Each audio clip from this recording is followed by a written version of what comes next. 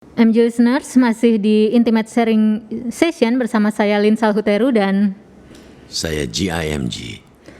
Saat ini kita akan berbincang lebih dekat dengan satu lagi sosok penting nih Bung nih di negeri ini. Jadi dengan keilmuannya dia akan menginformasikan kepada masyarakat tentang kebencanaan. Oh, oke. Gunung Semeru kali gitu ya.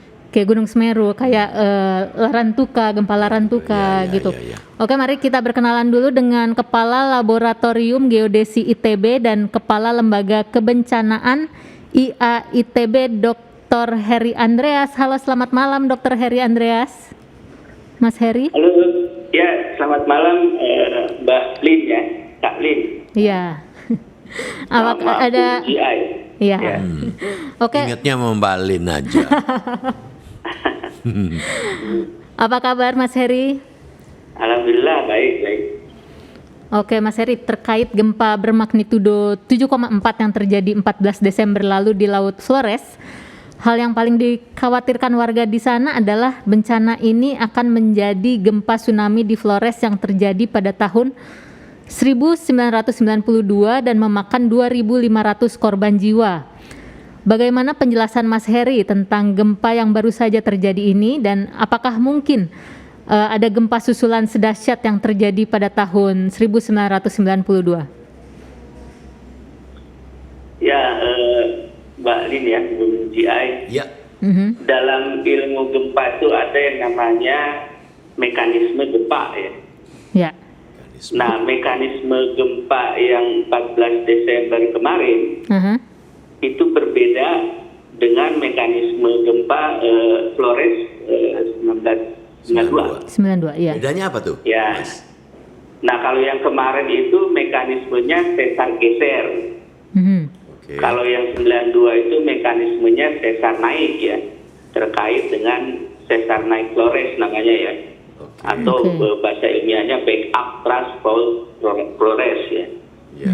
Oke. Nah, kalau sesar geser, meskipun itu magnitudonya mencapai lebih dari 7, tetapi sangat jarang menyebabkan tsunami. Oke. Kecuali ada kasus khusus ya, seperti Palu kemarin ya. Betul. Nah, kalau tsunami itu lebih diakibatkan oleh sesar naik. Contohnya yang kejadian di 1992. Nah, yang Desember kemarin karena sesar geser tidak ada tsunami-nya kan?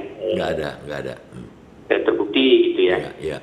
Nah, berarti ya sebenarnya tidak ada kaitan antara perulangan 92 dengan yang kemarin 14 Desember sebenarnya ya. Betul.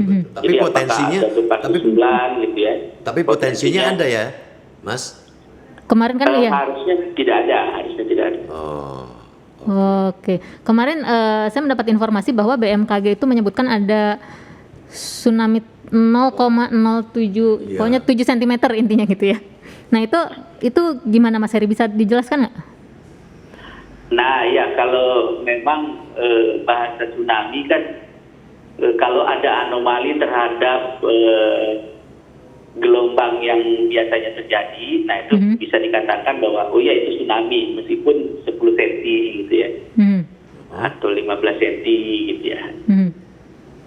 Nah itu hanya bahasa ilmiahnya saja lah. Tapi bukan tsunami sih sebenarnya itu. Tapi maaf ya kalau saya nanya-nanya ya. Jadi nanya terus nih. Karena itu kan katanya permukaan air lautnya. Nah, itu apakah ada, kalau baca-baca di lini media sosial gitu kan, jadi katanya itu nanti akan berpengaruh ke gulungan yang akan mengakibatkan tsunami dari si 7 cm gitu. Bagaimana tuh Mas Heri? Tidak ya, karena tadi ya mekanismenya sesar geser Berbeda ya. memang dari kekuatan gempa itu menggerakkan air ya. Oke, baik. Nah, tetapi itu bukan mekanisme terjadinya tsunami. Jadi berbeda gelombangnya sebenarnya juga kalau ditelaah lebih dalam sih sebenarnya. Oke, baik. Bicara tentang tsunami nih Mas Heri. Dulu kan pernah ada penyampaian kalau ada potensi tsunami yang mengancam daerah selatan pesisir Pulau Jawa dan sekitarnya. Itu berdasarkan apa ya bisa diduga seperti itu? Ya, memang Bung Cia ya, Ya. saat ini tuh ada akumulasi energi di selatan Jawa. Oke. Nah itu terkait dengan megatrust lempeng Indo-Australia terhadap lempeng Eurasia ya, Oke. atau Sunda Blok ya. Ya. Nah di mana titik atau sebenarnya segmen dari akumulasi energi itu ada di selatan Pelabuhan Ratu dan di selatan Parangtritis.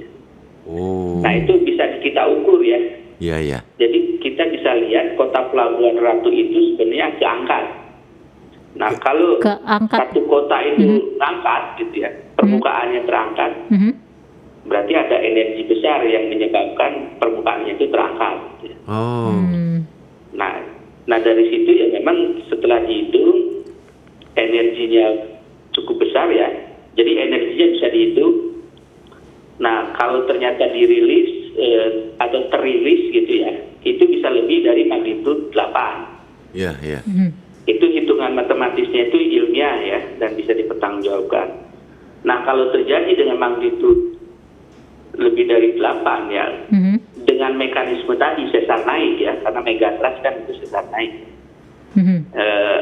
akan ada tsunami ya, secara teorinya, dan tsunami-nya itu ya mungkin 20 meteran ke pesisir Pelabuhan Ratu gitu ya.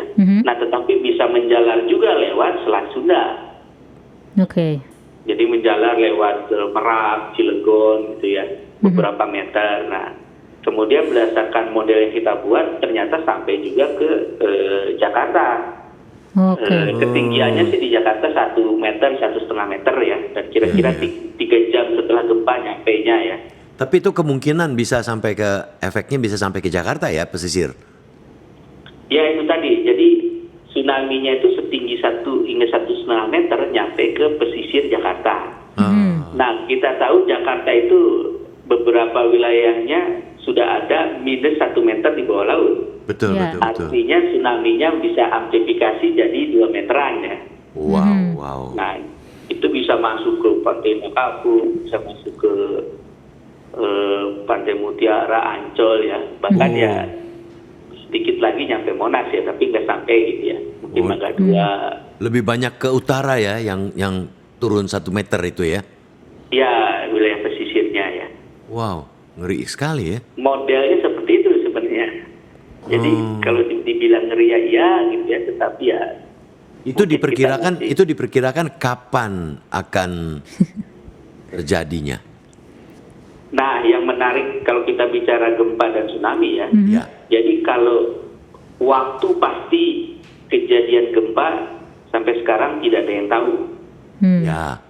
Kalau lokasi di mana, kira-kira energinya berapa, itu sudah bisa dihitung dengan baik ya. Tadi kan kira-kira di selatan Pelabuhan Ratu dengan magnitudo lebih dari 8, tsunami-nya 20 meter, itu bisa dihitung ya.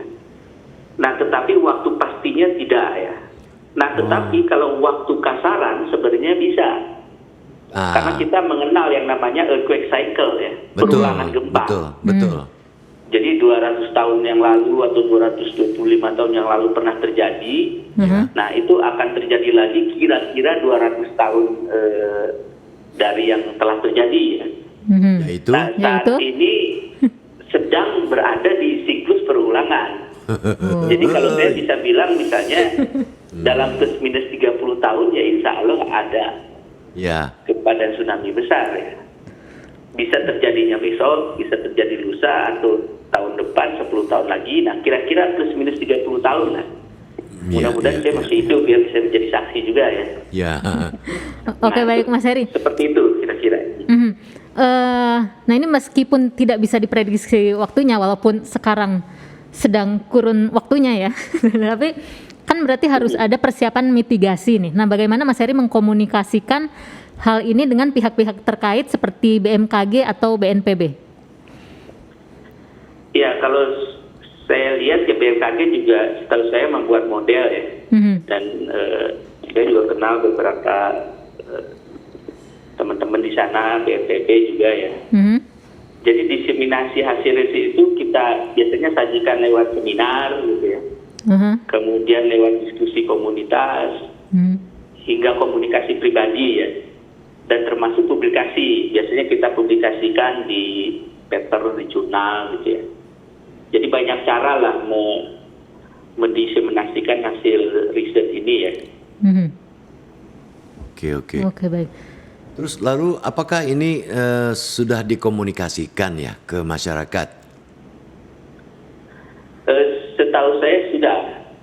Oke. Nah, tetapi itu tadi kembali lagi ya, ketika ada uncertainty atau ketidakpastian di kejadian, Ya. akhirnya itu yang menjadi polemik ya. Ya. Apakah memang benar itu tidak bisa dikalkulasikan kira-kira kapannya gitu? Karena kita sudah mendapatkan perakiraan atau yang tadi Anda sampaikan uncertainty itu. Iya, kalau misalnya waktu pastinya itu belum ada yang tahu ya. Perkiraan juga belum tahu ya, nggak bisa. Nah, kalau perkiraan itu tadi ya, sekarang sudah masuk Sekarang ke sudah perulangan masuk. siklus. Oh, Sudah masuk ke siklusnya. Sudah masuk ke siklusnya. wow. Nah, tetapi apakah dalam waktu sedekat apa ya? Tadi saya kalkulasinya plus minus 30 tahun. Ya. Nah, itu sebenarnya menjadi informasi penting ya, yang harus menjadi bahan literasi kebencanaan buat masyarakat ya. Jadi bahwa siklusnya udah datang gitu. Ya. Bahkan kalau dikaitkan dengan para peramal kan, akan terjadi ini udah dekat lagi. Nah, tidak salah mereka ya, karena perulangannya itu dari data ilmiah juga sedang mengarah ke situ. Nah, tetapi kembali lagi kalau tidak ada yang bisa menyatakan Desember tahun ini katanya ya. Ya. Nggak bisa. Tetapi kalau ternyata terjadi Desember, bisa terjadi gitu ya. Ya. Tapi tidak Nah. certain ya, tidak pasti. Tapi uncertainty lah, dengan Iya. ketidakpastian lah. Ya. Ya. Susah itu menjelaskan hal itu. Memang soalnya nih kita nih hanya bisa menyatakan atau menyampaikan sesuatu yang unpredictable. Jadi yang tidak tepat disampaikan tapi diduga atau diramalkan. Gitu kan. Ya nggak ada salahnya sih. Kita hanya bilang berhati-hati, makanya kita sampaikan toh. Nah, akhirnya kan membangun kehati-hatian itu juga ikhtiar kan sebenarnya. Betul sekali. Oke, Mas Heri. Ini ada lagi yang menarik dari risetnya Mas Heri dan timnya nih, Bung. Jadi ada tentang Jakarta yang akan tenggelam di 2050. Nah, itu ini mengerikan ini.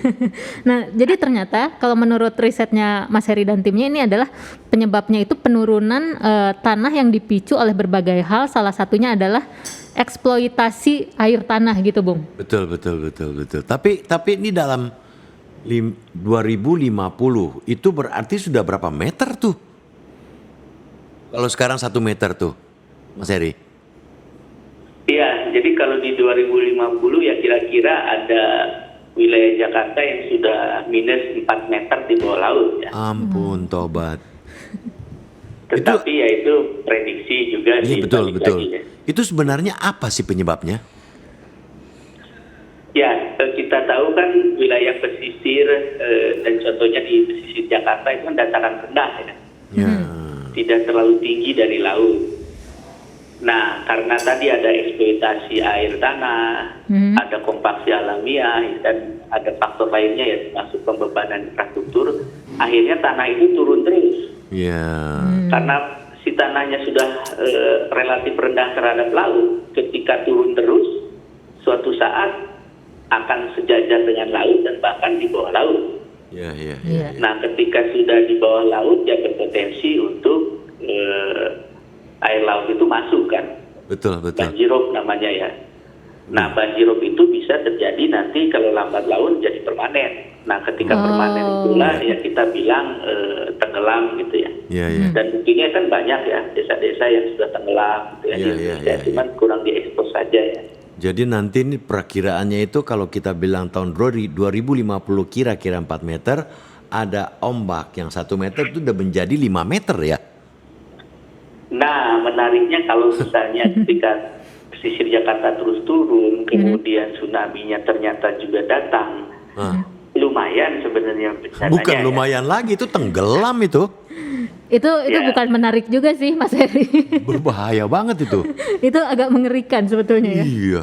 Mas Heri, ini Ya, ini masih bersama kita ya. Ini tadi ada pendengar kita, cuman kita lagi barusan keputus gak bisa on air tuh. Ini ada pertanyaan nih Mas.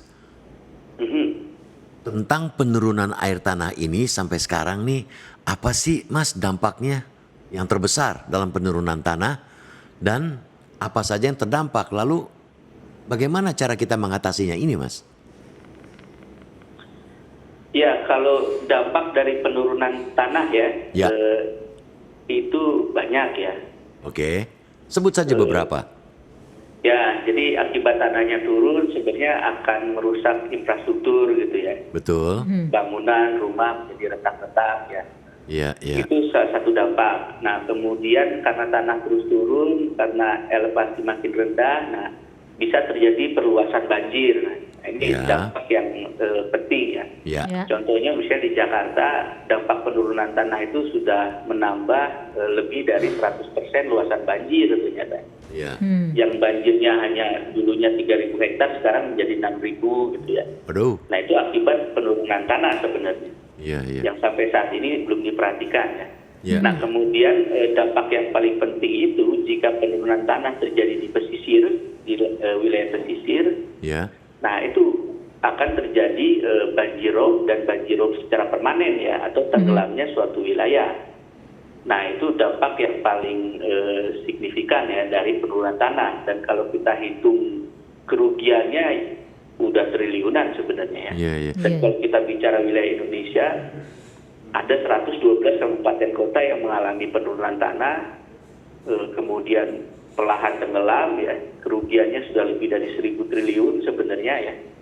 Nah itu ini juga ya apa? Iya, tinggi juga. Berarti tanah kita tuh Ya. sangat rentan ya. Ya betul ya, di beberapa tempat ya sangat rentan penurunan gitu ya. Kemudian Iya, ada iya, iya, gempa iya. dan lain-lain ya. Iya, iya, iya, iya. Lalu yang seharusnya dilakukan untuk mengantisipasi hal itu apa nih Mas Heri? Ya tadi pertanyaannya ya. Iya. Ya jadi sebenarnya penurunan tanah itu bisa dikendalikan sebenarnya. Oh, bisa. Dengan cara? Bisa ya. Mhm. Karena penurunan tanah itu kan faktor penyebabnya ada yang alamiah dan ada yang antropogenik, atau ada yang akibat ulah manusia ya. Iya, iya, iya. Nah, kalau yang ulah manusianya kita bisa kendalikan, berarti penurunan tanahnya juga bisa terkendali. Iya, tapi ini ngatur. Apa yang bisa dikendalikan? Tadi, karena penurunan tanah itu akibat eksploitasi air tanah. Heeh. Nah, kalau kita bisa kendalikan eksploitasi air tanah, insya Allah kita bisa mengendalikan penurunan tanahnya. Iya, iya. Ya, kemudian bisa juga mengendalikan potensi tenggelamnya itu tadi ya. Iya, iya, iya. Tapi masalahnya nih yang sekarang terjadi nih bagaimana kita mengatur manusianya ya. Iya betul. Betul sekali ya. Karena mereka kan ingin bangun ini, ingin bangun itu. Iya. Ya, susah juga nih, memang banyak dilemanya nih Mas Heri. Wah, betul ya. Aduh, ribet nih zaman sekarang nih, lebih gawat dari zaman dulu. Oke nih Bung Ji Ai. Ah, Kita sekarang coba kulik-kulik sedikit nih nah ini sisi personal Mas Heri nih. iya, iya, iya. Ini seru nih. Jadi Mas bisa ceritain nggak sih awal mulanya kuliah di jurusan apa itu di ITB, dan apa yang membuat Mas Heri memilih jurusan itu gitu? Ya, saya sekolah sarjana itu di geodeksi ITB ya. Mhm. Nah, waktu itu sebenarnya tidak kepikiran ya Mhm. untuk meneruskan sekolah ya ke jenjang lebih tinggi. Karena waktu SMA itu saya sebenarnya sudah jadi musisi jalanan gitu ya. Dulu saya anak punk gitu ya. Oh, Wow. Nah, Main alat musik apa Mas Heri? saya main gitar ya. Ya Oh. kalau Manggung di Saparua Mas Heri. ya sempat Oh, manggung oke, di baik. Papua. Keren kali. Oke, Jadi terus? waktu itu tuh ya nggak ada kepikiran masuk ITB ya. Iya, iya, iya, iya. Dan juga nggak ada duitnya juga ininya waktu itu ya. Mhm. Nah tetapi yang nggak tahu Tuhan berkata lain, Ya. tiba-tiba ya setelah lulus daftar kuliah dan masuk di geodesi. Ya, ya. Geodesi sendiri saya tidak tahu apa itu ya. Betul, betul. Nah, Terus kenapa karena bisa saya tahu memilih? ya, Iya. Terus kok ya bisa kenapa bisa memilih geodesi waktu itu karena secara grade-nya itu ITB yang tidak terlalu tinggi lah ya. Wow. Kalau ada yang wah Bi- ini kalau yang pinter-pinter bi- elektro, sipil. Tidak terlalu populer, jadi kemungkinan masuknya lebih besar begitu ya Mas Heri mungkin ya. Kayaknya obrolan sesama dulu tuh seperti itu ya.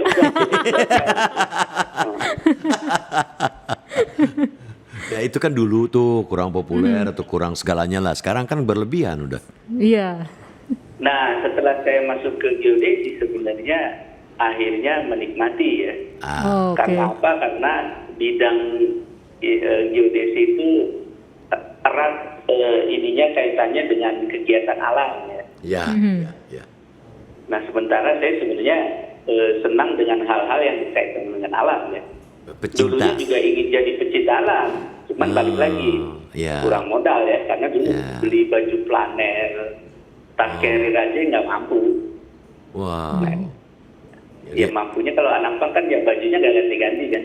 Iya. Terus pengalaman yang berkesan, pengalaman yang berkesan selama di jadi peneliti apa nih Mas? Nah sebenarnya kalau pengalaman berkesan saya banyak ya sebenarnya ya. Yang paling berkesan dah. Ya yang paling berkesan itu bahwa meneliti itu harus yang susah ya. Betul, harus challenging ya. Ya challenging juga dan ya itu sebenarnya bukan pilihan hidup sebenarnya. Tetapi garis hidup sebenarnya kalau saya lihat ya. Gaya hidup ya. Garis hidup ya. Ya. Tapi Iya. kalau sebagai suara peneliti zaman sekarang nih Mas, itu didengar nggak sih oleh para pembuat kebijakan? Nah kalau kadang didengar, kadang tidak ya. Kok gitu ya? Dan saat ini lebih banyak tidaknya ya sebenarnya ya. Nah itu dia, kok bisa begitu ya? Buat apa ada Ya. dong? Buat apa ada kalau gitu? Ya itu kan ini ya mungkin karena tadi bahwa penelitian di kita kan sebenarnya belum established ya. Betul. Sehingga pemerintah juga